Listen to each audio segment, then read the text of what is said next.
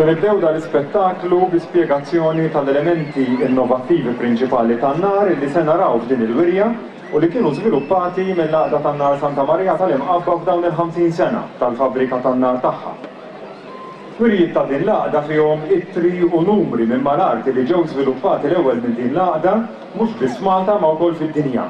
Grazzi wkoll għal post tan-nar illi għandha mill-1963. Għal dawn l-aħħar 50 sena. 50 sena illi matulhom saret rinomata għall-oriġinalità u l-innovazzjoni tagħha u li għalihom ukoll rebħet kompetizzjonijiet f'Malta u barra. Żvilupp ieħor oriġinali li introduċiet din l-għaqda hu l-gass ipetpet illi bdietu f'Malta fl-1995 u li qed naraw bħalissa.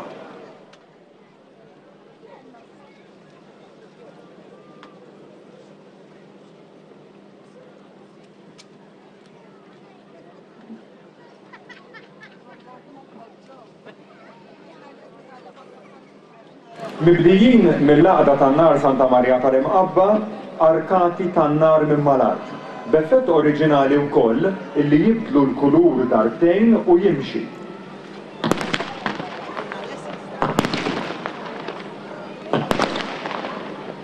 Innovazzjoni oħra ta' din l-għaqda, ftuħ fil-forma ta' bebbux, żvilupp ġdid illi għamlet fis-snin design. Hawn se naraw ftuħ żgħir tal-kulur.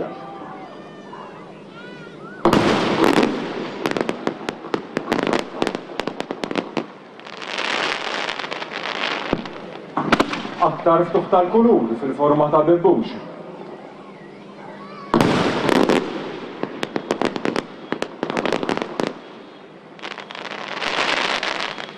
U daw li ġejjin se jkunu bera jieħdu fil-forma ta' bebbux.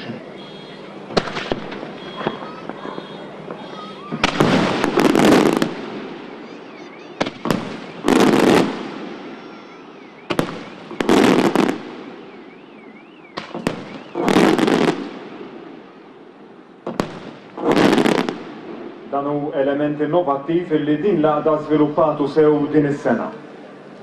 Mibdijin mill-għaqda tan-nar Santa Marija tal-Imqabba f'Malta u fid-dinja, beraq li ma jidhrux.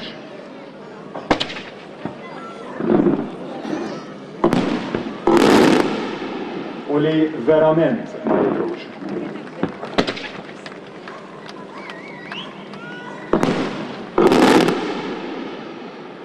Innovazzjoni oħra mill-aktar kreattiva marbuta ma' din l-għaqda id-diżinji illi żviluppathom 16-il sena ilu fil-wirja ta' Bħaldin tal-Lejlet il-Festa tal-Imqabba illi wkoll kienet dik is-sena l-1997 l-ewwel waħda f'Malta sinkronizzata mal-mużika.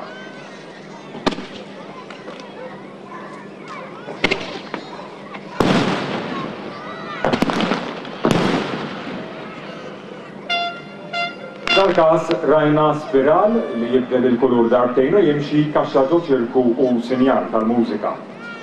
Id-diżinji tul dawn is-snin żviluppaw f'diżinji akbar u aktar elaborati.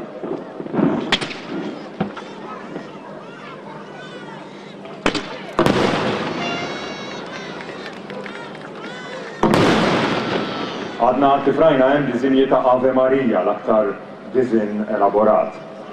Spettakli bħal dan tal-lejla jinvolvu xogħol qawwi, dedikazzjoni u kreattività minn numru kbir ta' nies. Jinvolvu wkoll ix-xiri ta' volum kbir ta' materjal. Għandna madwarkom minn dawn illi se nurukom fl-ajru.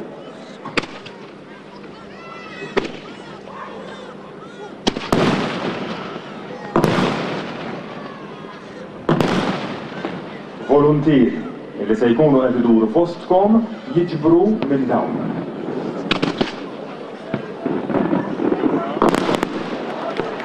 Nirringrazzjawkom bil-qudiem għalihom u minn qalbna.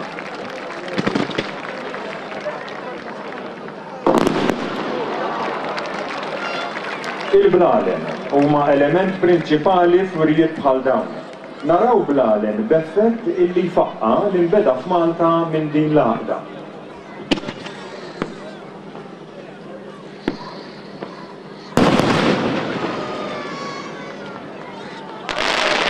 Effett li jlaqqa l-innovazzjoni f'dak li jidher ma l-innovazzjoni wkoll fil-ħoss. U issa blalen li għandhom effett li bdietu din l-għaqda jaqilbu l-kulur darbtejn u b'mod miexi.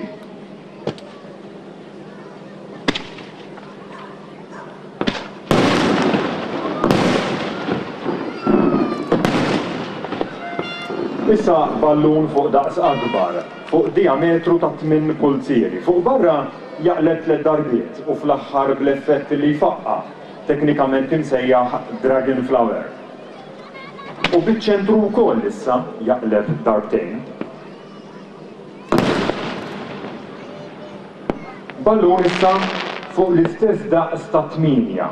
Barra jaqleb darbtejn u ċ-ċentru jaqleb darbtejn jimxi u għal Dragon Flower.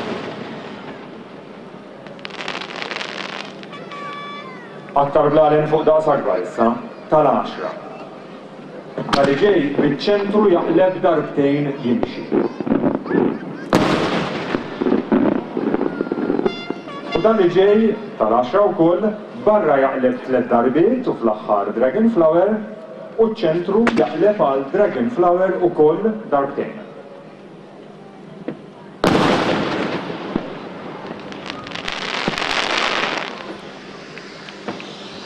Il-ftieren ilhom bdew bħala parti mill-logħob tan-nar tal-art. Bl-għaqda tan-nar Santa Marija tal-Imqabba tagħmilhom għall-ewwel darba jitilgħu, jinżlu u jerġgħu jitilgħu.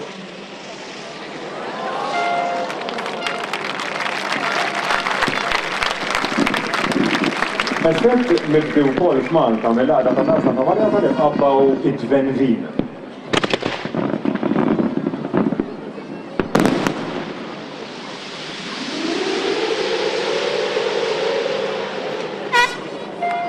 Il-ftuħ tal-kulur naturalment u fil-bażi ta' wirjiet bħal dawn imma l-innovazzjoni u l-iżviluppi kreattivi ma jonqsux anki fil-fetħa mill-aktar tradizzjonali tal-kulur.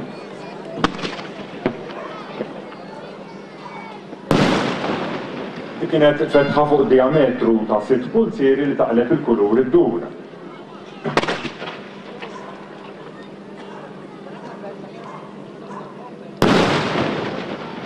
Kienet akbar ta' 8 taqleb il-kulur ukoll.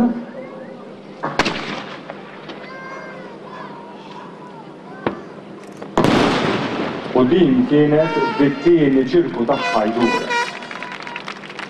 Il-forom jinfluwenzaw ukoll iċ-ċentri tal-ftuħ tradizzjonali.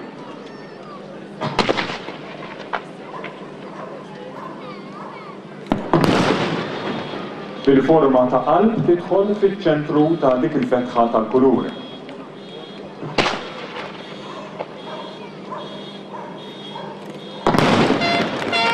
U f'din il-fetħa fiċ-ċentru tagħha tidħol forma ta' wiċċ. Żviluppi oħrajn ta' din l-għaqda aktar kmieni f'dawn il-50 sena li qed tfakkar fil-post tan-nar li għandha bħalissa kienu fil-murtali tradizzjonali tal-murtaletti illi jinħarqu binar. Meta fi snin 80, apparti l-ħsejjes, ħoss jew aktar beda jkun ftuħ żgħir minnu nnifsu magħruf bħala imsieret. Tal-murtal li ġej hu eżempju tal-imsieret u għandu wkoll il-preġju illi l-logħob kollu qiegħed fuq diametru żgħir ta' 6 pulzieri.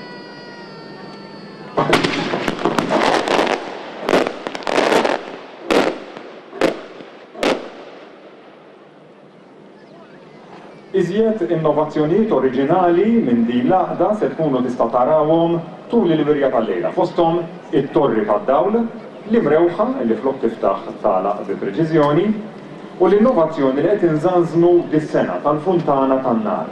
Kollha żviluppi oriġinali li għenu lill-għaqda tan-nar Santa Marija tal-Imqabba tkun mill-ewwel fl-2006, l-ewwel rebbieħa tal-Kampjonat Malti tan-nar tal-ajru u s-sena ta' wara tirbaħ ukoll il-kampjonat dinji tan-nar tal-ajru Caput Lucis f'Ruma. U bil-logħob tan-nar, żviluppat sew minn din l-għaqda d-diżinji, nerġgħu nfakrukom fl-appell li għamilnilkom ftit tal-ħin ilu biex tikkontribwixxu. Lil dawn il-volontieri tal-għaqda tan-nar Santa Marija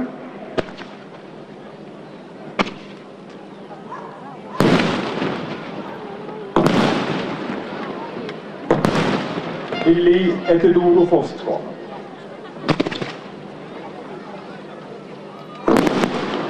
Biqlub rikonoxxenti ħafna għall-għajnuna tagħkom biex dawn il-wirijiet inkomplu niżviluppawhom b'aktar innovazzjonijiet u kreattività għal ġej. Wara dik l-ispjegazzjoni se jkollna issa l-ewwel wirja tal-logħob tan-nar sinkronizzat mal-mużika.